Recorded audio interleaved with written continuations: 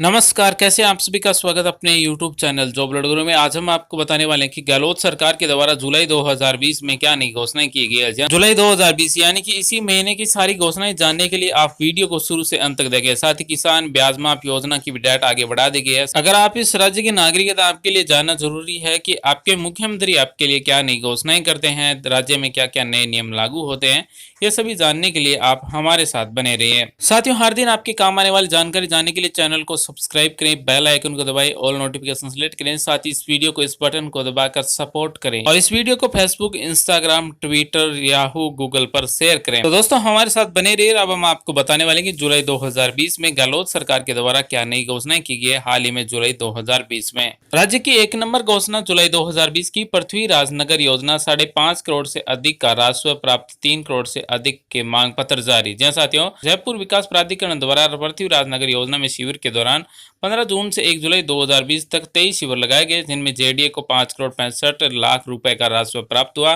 3 करोड़ 4 लाख रुपए के मांग पत्र जारी किए गए। जयपुर विकास आयुक्त श्री टी रविकांत ने बताया कि पृथ्वी राजनगर योजना में 15 जून से लगाए जा रहे शिविरों में लोगों का उत्साह देखने को मिला। जोन कार्यालय में पट्टे के लिए आवेदन पत्र ऑनलाइन जारी किए जा रहे हैं। इसके लिए आमजन को सुविधा हेतु व्यापक स्तर पर तैयारी की गई है। उन्होंने बताया कि आमजन के लिए जोन कार्यालय में निःशुल्क ऑनलाइन आवेदन पत्र हेतु स्टॉक व कंप्यूटर इत्यादि उपलब्ध है। उन्होंने बताया कि पृथ्वीराज नगर योजना में जोन उत्तर प्रथम एवं द्वितीय एवं जोन दक्षिण प्रथम एवं द्वितीय 15 जून से 1 जुलाई 2020 तक 5 अनुमोदित योजनाओं के 23 शिविर लगाए गए हैं। जुलाई 2020 की अगली बड़ी घोषणा, मुख्यमंत्री जन आवास योजना के तहत आर्थिक रूप से कमजोर वर्ग के लिए 5 योजनाओं में आवेदनों का भारी उत्साह। जी साथियों, नगरीय विकास एवं आवासन मंत्री श्री शांति धारीवाल ने कहा कि आदमी का अपना घर का सपना पूरा करने के लिए जयपुर विकास प्राधिकरण द्वारा मुख्यमंत्री जन आवास योजना 2015 शहरी के अंतर्गत आर्थिक रूप से कमजोर वर्ग के लिए 1448 फ्लैट्स बनाए जाएंगे, जिसके तहत 2 योजनाएं अजमेर रोड एवं 2 योजनाएं वोटिका रोड एवं 1 योजना कोनेर रोड पर 1448 फ्लैट्स बनाए जाने की प्रस्तावित है। योजना में लगभग 325 आवेदन प्राप्त हो चुके हैं। इन योजनाओं में आवेदन करने की अंतिम तिथि है वो 14 जुलाई 2020 है। अगर आपको भी जयपुर में मकान चाहिए तो इसके लिए ऑनलाइन आवेदन कर सकते हैं। जेडीएस सचिव श्रीमती अर्चना सिंह ने बताया कि प्रस्तावित आवास G2 पैटर्न पर बनाए जाएंगे। प्रत्येक फ्लैट में 2 कमरे, रसोई घर, स्नानघर, टॉयलेट इत्यादि की सुविधा के साथ प्रत्येक फ्लैट हेतु दोपहिया वाहन के पार्किंग की सुविधा, पार्क, स्ट्रीट लाइट, सीवरेज तय के अंदर फ्लैट्स में बसने वाले परिवारों की सुविधा हेतु व्यावसायिक परिसर, पानी की सुविधा एवं गैर कम्युनिटी बेहतरीन अनुभव भी उपलब्ध कराए जाएंगे। उन्होंने बताया कि फ्लैट्स का निर्माण जयपुर विकास प्राधिकरण की सज्जीकृत स्कीम के भूखंडों पर ही करवाया जा रहा है। प्रत्येक फ्लैट की कीमत लगभग 7.50 लाख रुपए होगी। योजना अंतर्गत भारत सरकार की प्रधानमंत्री आवास योजना 2015 शहरी योजना के अनुसार सफल आवेदकों को 1.50 लाख रुपए प्रति फ्लैट अनुदान या सब्सिडी की राशि पात्रता के आधार पर भारत सरकार से प्राप्त होने पर दी जाएगी। जेडीएस सचिव ने बताया कि सफल आवंटितों को फ्लैट की कीमत चुकाने में सहयोग हेतु प्राधिकरण द्वारा एक त्रिपक्षीय अनुबंध ऋणदात्री बैंक व वित्तीय संस्था के नाम संबंधित उपायुक्त द्वारा हस्ताक्षर जारी किए जाएंगे, जिससे आवंटितों को ऋण प्राप्त में सुगमता हो सके। आगे हम बात करने वाले बिजली बिल में लगने वाले विभिन्न चार्जेस की भी मिलेगी सूचना। जैसा साथियों, जयपुर विद्युत निगम ने उपभोक्ताओं को विद्युत बिलों की विस्तृत सूचना उपलब्ध कराने हेतु बिजली मित्र ऐप में एक नई सुविधा का समावेश किया है, ताकि उपभोक्ता पर घर बैठे ही बिजली मित्र ऐप के द्वारा बिलों में लगने विभिन्न चार्जेस की सूचना प्राप्त करने के साथ ही वर्ष भर के विद्युत बिलों की विस्तृत सूचना भी डाउनलोड कर सकते हैं। श्री ए.के. गुप्ता ने बताया कि उपभोक्ताओं को इस सुविधा का लाभ उठाने के लिए गूगल प्ले स्टोर से बिजली मित्र ऐप को अपडेट करना होगा। बिजली मित्र ऐप से अपडेट होने के बाद अन्य डेबिट में बिजली मित्र में लगे विभिन्न चार्जेस की सूचना उपभोक्ताओं को देख सकते हैं। डैशबोर्ड व वार्षिक लेजर डाउनलोड कर सकते हैं। उन्होंने बताया कि वर्तमान बिजली मित्र ऐप में बिल का payment history, meter detail, connection detail. अगली बड़ी घोषणा जुलाई 2020 की, जयपुर में 194 नए वाहनों से जयपुर पुलिस का रेस्पॉन्स टाइम होगा बेहतर। जैसा साथ ही मुख्यमंत्री ने हरी झंडी दिखाकर किया रवाना। गश्त को बेहतर बनाने तथा क्विंस रेस्पॉन्स के लिए जयपुर शहर पुलिस का तकनीकी रूप से लैस 194 नए वाहन मिल गए। मुख्यमंत्री श्री अशोक गहलोत ने कोरोना जागरूकता के बैनर पोस्टर लिए इन 70 चेतक वाहनों तथा 124 सिग्मा मोटरसाइकिलों को हरी झंडी दिखाकर गुरुवार को मुख्यमंत्री निवास से रवाना किया। श्री गहलोत ने इन वाहनों में उपलब्ध सुरक्षा तकनीक के बारे में जानकारी ली।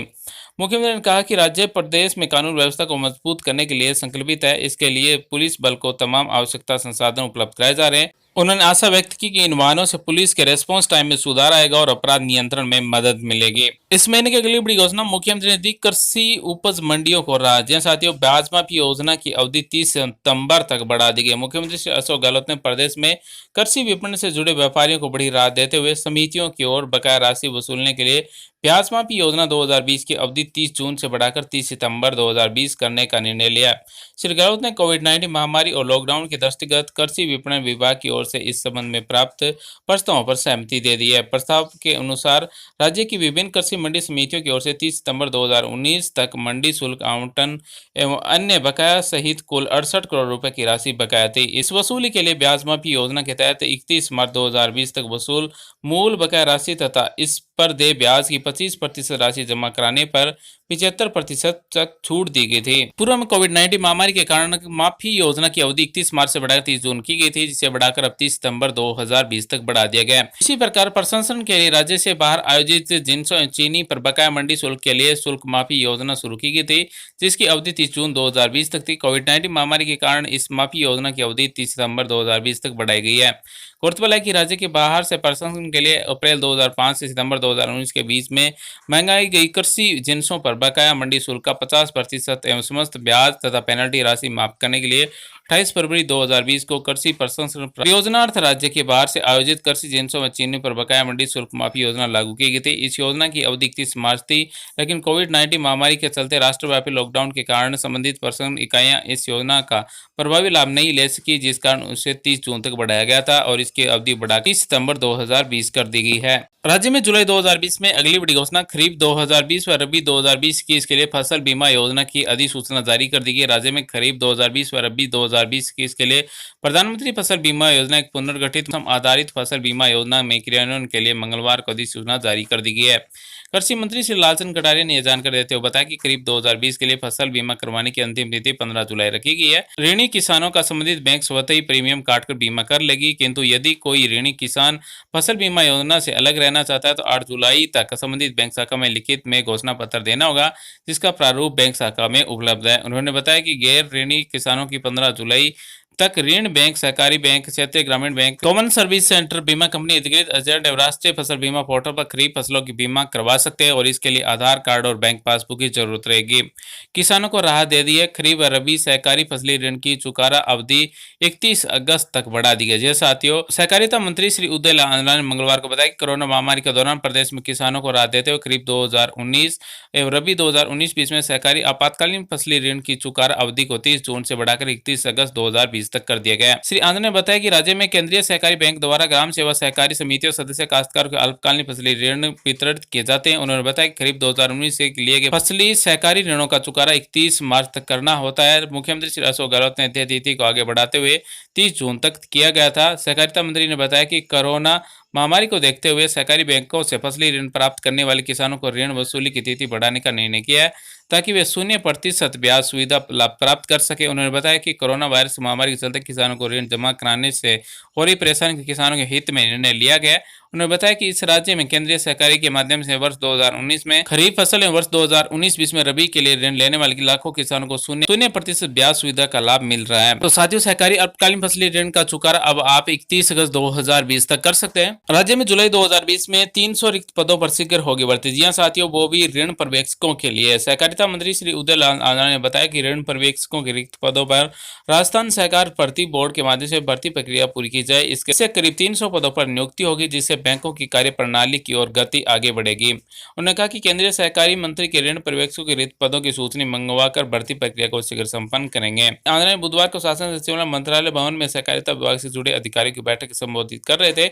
उन्होंने चिंता जाहिर करते हुए कहा कि कई प्रकरणों में धारा 55 होने वाली जांच तथा जांच परिणाम वर्षों से लंबित है, जिसके लिए ऋण पर्यवेक्षकों की 300 पदों पर भर्ती होगी। आगे हम बात करने वाले हैं जलदाय विभाग द्वारा नई घोषणा की गई है। जलदाय विभाग द्वारा कोविड-19 के कारण स्थगित बिलों को जुलाई से सितंबर के बिलों में समाहित किया जाएगा। जैसे साथियों, जलदाय विभाग द्वारा कोविड-19 महामारी के कारण प्रदेश में उपभोक्ताओं को स्थगित किए गए बिलों की बकाया राशि को जुलाई, अगस्त और सितंबर माह के बिलों में समायोजित किए जाएंगे। इस संबंध में विभाग के प्रमुख शासन सचिव श्री राजेश राजेश यादव ने आदेश जारी कर दिए गए हैं। आदेश के अनुसार मार्च एवं जून माह के बिलों की राशि को जुलाई माह में जारी होने वाले बिलों में समायोजित की जाएगी। यानी कि मार्च और जून के जो बिल की राशि है वो जुलाई वाले बिलों के साथ में जुड़कर आएगी, जबकि अप्रैल के बिलों की राशि अगस्त 2020 एवं मई के बिल की राशि सितंबर 2020 में जारी होने वाले बिलों में समायोजित की जाएगी।